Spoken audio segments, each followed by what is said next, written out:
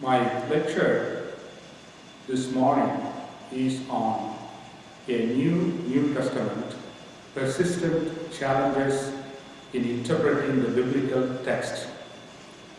A New Testament, a Bible for the 21st century, combining traditional and newly discovered text by Hal Taussig, contains not only the traditional New Testament canonical books, 27 in number, but also 10 apocryphal Christian writings.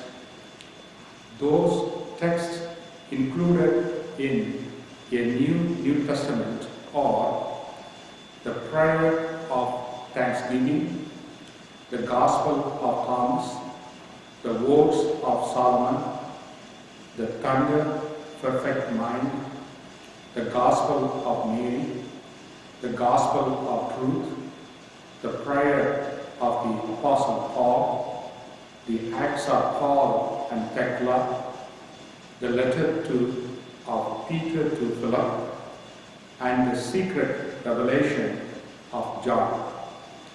The persistent challenge is whether the Church is willing to revisit the issue of canonicity and include additional books in the New Testament canon and use them in their liturgy, preaching, and teaching.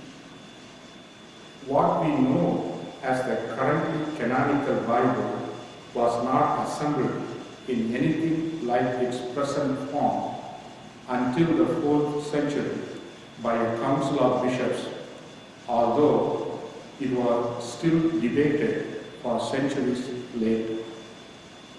The Christian canon was not completed before the death of the apostles. The New Testament did not exist in the time of the apostles. It did not exist in the time of the apostolic fathers. That means the church fathers were not carrying a pocket New Testament produced by the Gideons International. It was not in existence in the middle of the 2nd century. There was no New Testament in the time of Papias, Bishop of Hierapolis, now Pamukkale, Turkey, who lived around 70 to 163 CE. Papias was the first one to say that Matthew put the Logia in an ordered arrangement in the Hebrew language, but each person interpreted them as best he could.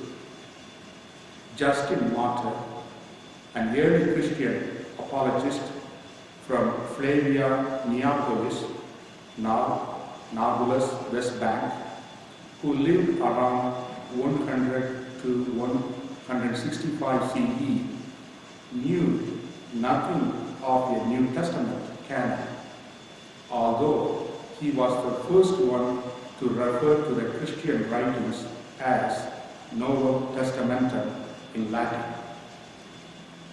Irenaeus, Bishop of Lugdunum in Gaul, now Lyon, France, who lived around 130 to 202 CE, is traditionally credited with the founding of the New Testament canon.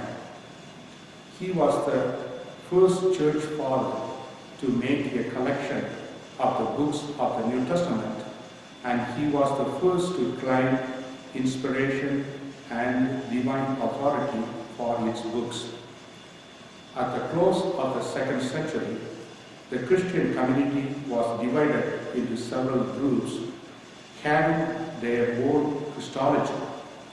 Irenaeus and others conceived the plan of uniting these sects, or the more orthodox of them, into one great Catholic Church, with Rome at the head. Because Rome was at this time the largest and the most influential of all Christian churches. It is a matter of necessity, says Irenaeus, that every church should agree with this church on account of its preeminent authority. In connection with this work, Irenaeus made a collection of books for use in the church.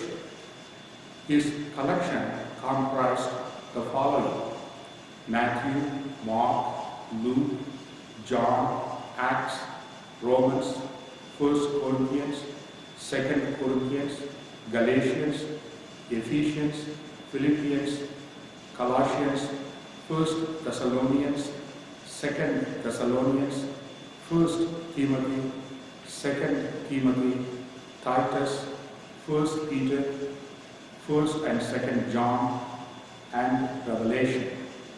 21 books in all. Irenaeus quotes from 21 of the New Testament books as Christian authoritative text. In the work of establishing the Catholic Church and the New Testament canon, Irenaeus was succeeded early in the 3rd century by Tertullian and Clement of Alexandria. Tertullian, who lived around 155 to 240 CE, was a prolific early Christian author from Carthage in the Roman province of Africa. Clement of Alexandria, who lived around 150 to 215 CE, was a Christian theologian having taught at the Catechetical School of Alexandria. They adapted the list of books made by Irenaeus. The books adapted by these fathers were selected from a large number of Christian writings then extant, 40 or more Gospels, nearly as many Acts of the Apostles, a score of books of Revelation, and several epistles. Each church had one or more books which were used in that church. No divine authority, however, was ascribed to any one of them. Why did the fathers choose these particular books? Above all, why did they choose 4 Gospels instead of 1? We never see 4 biographies of Washington, of Cromwell, or of Napoleon bound in one volume. Yet here we have 4 different biographies of Jesus. When these Gospels were named, each was called the Gospel according to Matthew, the Gospel according to Mark, the Gospel according to Luke, and the Gospel according to John. While primitive Christians were divided into many sects, the principal sects may be grouped into 3 divisions. First, the Petrine churches, comprising the Church of Antioch, the Church of Rome, and other churches which recognized Peter as the chief of the apostles and the visible head of the church. Second, the Pauline churches, who accepted Paul as the true exponent of the gospel of Jesus Christ. Third, the Johannine churches, or Eastern churches, which recognized John the Apostle as their founder. A collection of books which would be acceptable to all of these churches must include the favorite books of each of these distinctive Christian communities.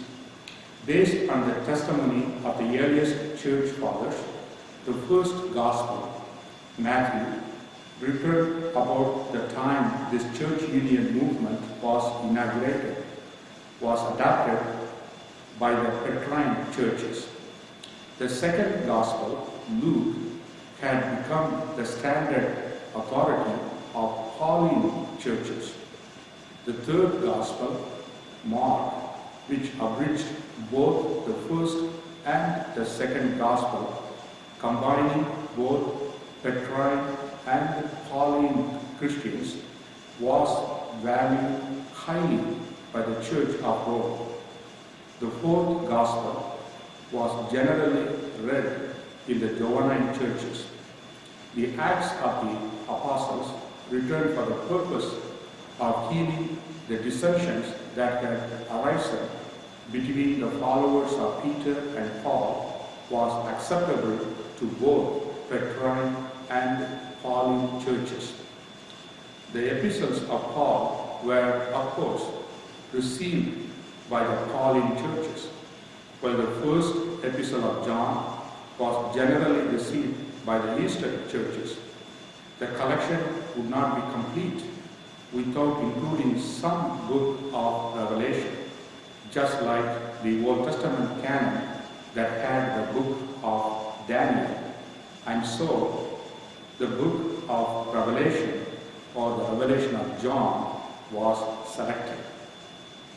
The Christian canon, including both the Old and the New Testament canon, assumed something like its present form under the labors of Augustine and Jerome toward the close of the 4th century. Augustine, who lived around 354 to 430 CE, was the bishop of Hippo, Regis, now Annaba, Algeria in North Africa. Jerome, who lived around 347 to 420 CE, was a scripture scholar from Stridon in Dalmatia, in the region now known as Yugoslavia. Augustine's canon contained all of the books now contained in the New Testament. Although Jerome included in his canon all the books of the New Testament, he admitted that Philemon, Hebrews, 2 Peter, 2nd and 3rd John, Jude, and Revelation were of doubtful authority. Many believe that the Council of Nicaea, held in 325 CE, determined what books should constitute the Bible. This council did not determine the canon. So far as it known, the first church synod which acted upon this question was the Synod of Laodicea, which met in 363 CE. In this synod, on the question of biblical canon, the 60th canon listed these books, with the New Testament containing 26 books, omitting the book of Revelation, and the Old Testament, including the 22 books of the Hebrew Bible, plus the book of Baruch and the epistle of Charmayne. Various councils following this adopted canonical list. One council would admit certain books, and the next council would reject them. The third council of Carthage in 397 CE admitted the book of Revelation and the apocryphal books or the extra canonical books of the Old Testament, except Lamentations. The actions of none of these councils were unanimous or decisive. The list of books included in the Christian Bible was simply done by a majority vote in some councils. A large minority of every council refused to accept the list of the majority. Some advocated the admission of the books that were rejected. Others opposed the admission of books that were accepted. As late as the 7th century, at the 6th Council of Constantinople, many different lists were presented for ratification. Most Christians believe that all of the books of the Bible, and only the books of the Bible, have been accepted as canonical by all Christians. And yet, how far this is the truth.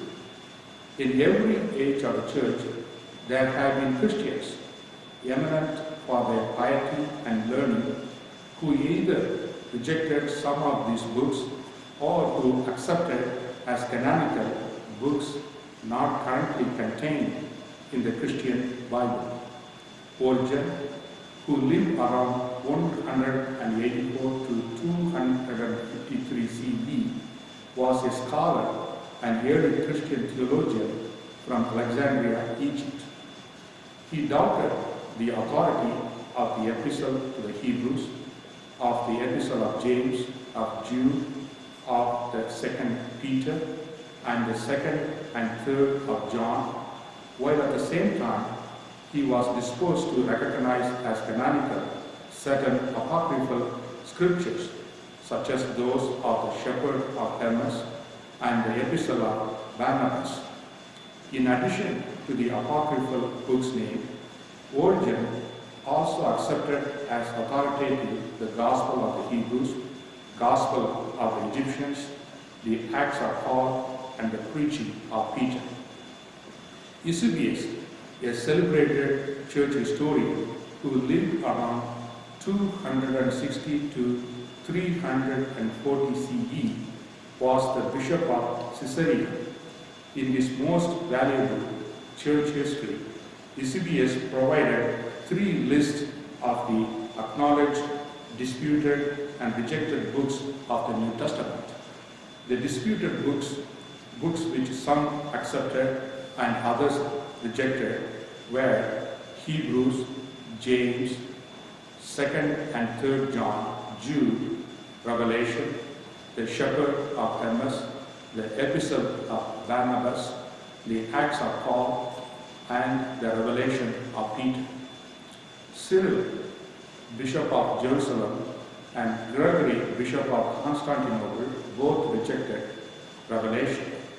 John Chrysostom, the Archbishop of Constantinople, omitted 5 books from the New Testament: 2nd Peter, 2nd and 3rd John, Jude, and Revelation. Many early Protestant scholars questioned or denied the correctness of the Protestant canon. John Calvin, an influential French theologian and pastor during the Protestant Reformation, doubted 2nd and 3rd John and Revelation. Erasmus, a Dutch Renaissance humanist, priest, and theologian, doubted Hebrews 2nd and 3rd John and Revelation. Martin Luther, a priest and professor of theology at Wittenberg during the Protestant Reformation, rejected Hebrews, the Epistle of James and of Jude, and the book of Revelation. One thing must be emphatically stated: the New Testament books did not become authoritative for the church because they were formally included in a canonical list. On the contrary, the church included them in their canon because the church regarded them as divinely inspired, recognizing their innate worth and general apostolic authority, direct and indirect. One can still come up with a list of books like Taussig's A New Testament, and they suggest the adding of more books such as these to the New Testament canon without the approval of any religious group. But it does not mean that those books will gain canonical status, because canon making is a specific and communal process by officials in an organization which produces a canon. In this book on Constantine's Bible, Politics, and the making of the New Testament canon, David Duncan defines a canon of Scripture as follows.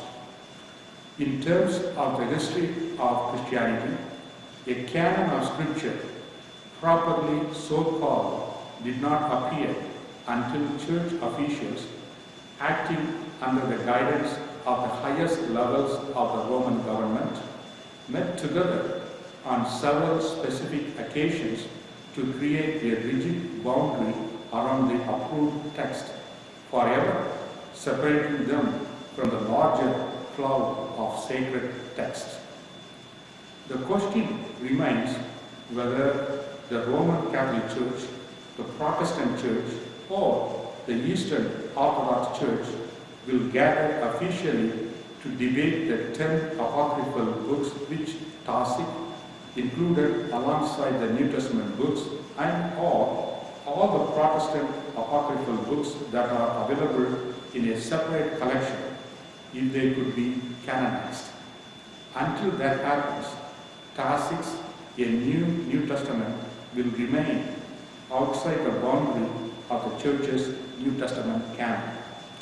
How can one read and understand the Christian apocryphal writings poses another challenge. Here are some examples. The Gospel of Thomas, section 7 reads, Jesus said, "Blessed is the lion which the person eats," and the lion becomes the person. "And cursed is the person whom the lion eats," and the lion becomes the person. The fourth book of the Words of Solomon, Ode 41, verses 1 through 3 read, "Let all to whom the Lord has given birth proclaim him, and let us receive the truth of his faith, and let his children be known to him, so that we may sing with his love. We live in the Lord through his generosity, and we receive life through his anointed one." The secret revelation of John, chapter 27, verses 1 through 5 read, "Behold, now I will go up to the perfect, eternal generation. I have completed everything for you in your ears. I have told you, John, all things, so that you might write them down and give them in secret to your fellow spirits. For this is the mystery of the immovable generation." Passages like these need a special tool to interpret them. Otherwise, they will be misunderstood and misinterpreted. Since the discovery of a cache of relatively early Christian texts bound in leather as codices at Nag Hammadi in 1945, an increasing number of the apocryphal texts have been made known to the public, and they remain a focal point for scholarly interest and study. Whether those texts can be included in the canon of the Church in preaching and teaching, and whether they can be included in the Church's liturgy still remains to be seen. A scholar is certainly free to collect representative texts from the earliest Christian communities in an attempt to demonstrate to students that not all Christian centuries were of the same mind about which early Christian texts should be given canonical authority. Specifically, therefore, I would like to congratulate Hal Taussig on his diligence on this project and the value of those texts he has chosen for enlightening church members about the considerable differences of many kinds which existed in the church prior to the Council of Nicaea in 325 CE. But a single individual or a group of scholars or a group of spiritual leaders cannot prescribe a canon for the church. That is the responsibility of a representative body of the entire church. Thank you.